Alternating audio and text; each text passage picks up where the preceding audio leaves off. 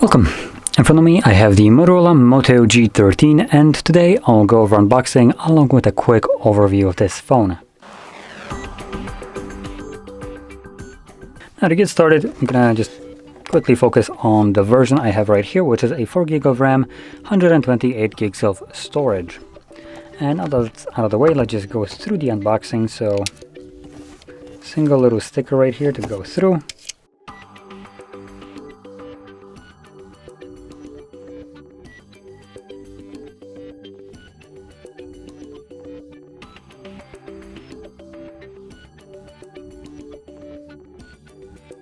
Okay, so there it is, the unboxing. Hello, Moto. And as always, get deafened by Motorola sound. So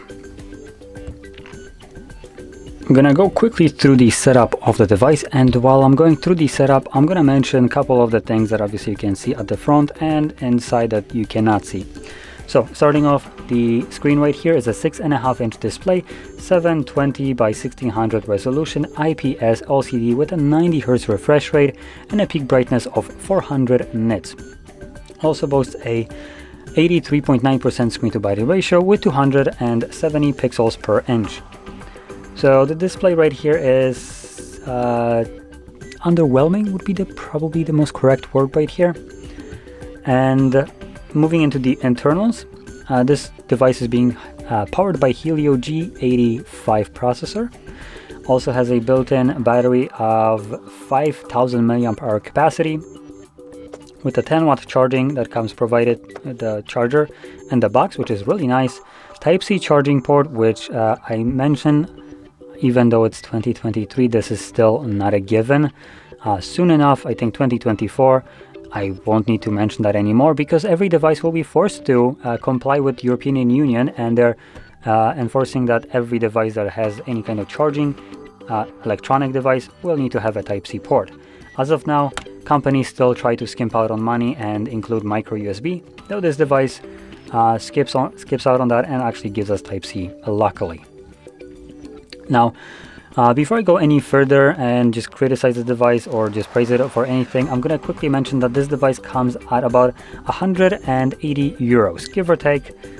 So the price might change just a little bit depending when you're buying it, if it's on sale and so on. So keep that in mind. But it's about 180 euros.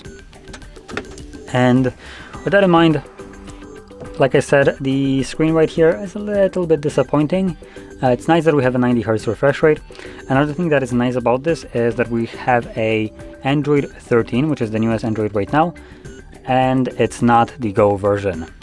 So you should have full-fledged applications all around. Though, because of the processor not being the most powerful right here, as you've seen when I first pulled it up, it does chug a little bit, and I don't have even a single app installed here yet. So chances are once you load it up with apps, it might not be as smooth as you might want it to be.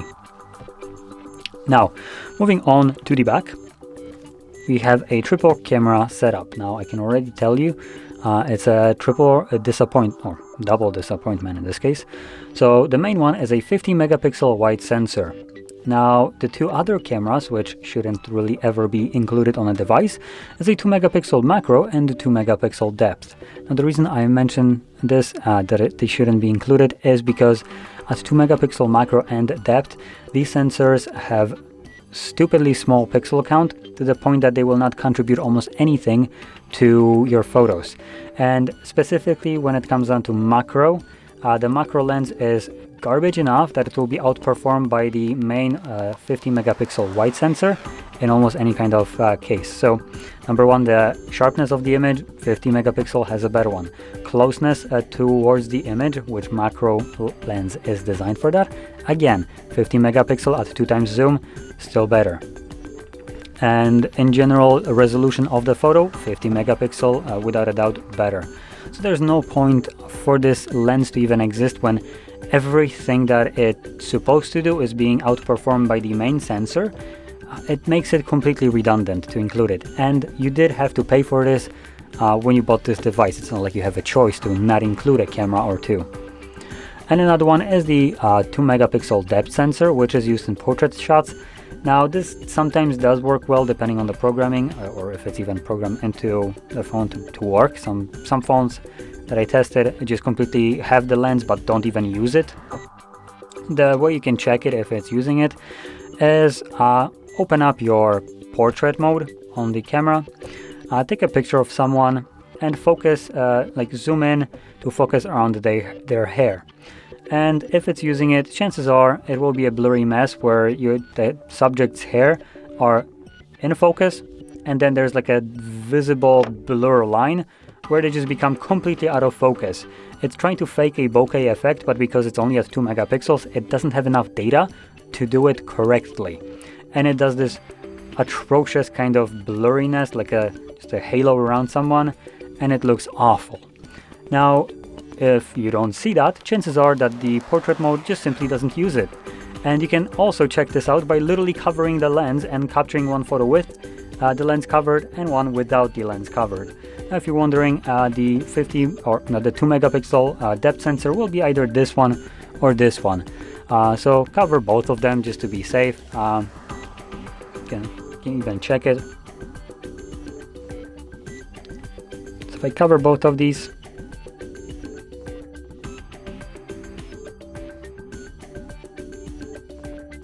come on, there we go. So yeah, like I said, 15 megapixel is this one. These are just garbage lenses that you can not use. So yeah, you can test it out, cover the lens, capture a couple of photos, and then uncover it and see if you see any difference. If you don't, then chances are it's not using it. Which again, begs the question, why include it at all if it's not using it? Now, moving on to the build quality and a couple additional things that I like to mention. In terms of just design right here, we have a fingerprint sensor that doubles as a power button on the side. We have a Type-C port at the bottom, a microphone, speakers.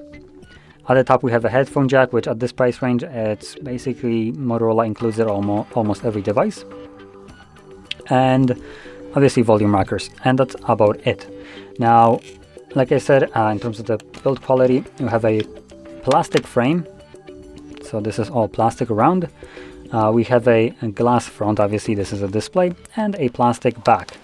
It looks like frosted glass, but it only looks like one. It's still plastic. So build quality right here is on a cheaper side, as you'd probably expect from the price of this device.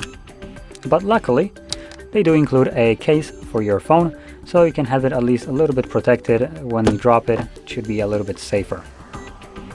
And there is one last thing that I didn't mention, which is the front-facing selfie camera, and that is a 8 megapixel wide sensor. Now with all these cameras, even the back one, the 50 megapixel wide sensor, you can shoot at 1080p 30 frames, which is a little bit disappointing. I would expect it to be able to do 60 at least. It's 2023. I think every phone should be able to record at 1080p 60. The only reason why I can think of that it's not doing it could be possibly because they got to sell better versions of their phones that can do it for people that actually want to fork out a little bit more money. But I think that's the only reason. I could be also completely wrong. I recently found out that refresh rate of a display is also tied into the processor, what it can support. They actually have a max refresh rate support.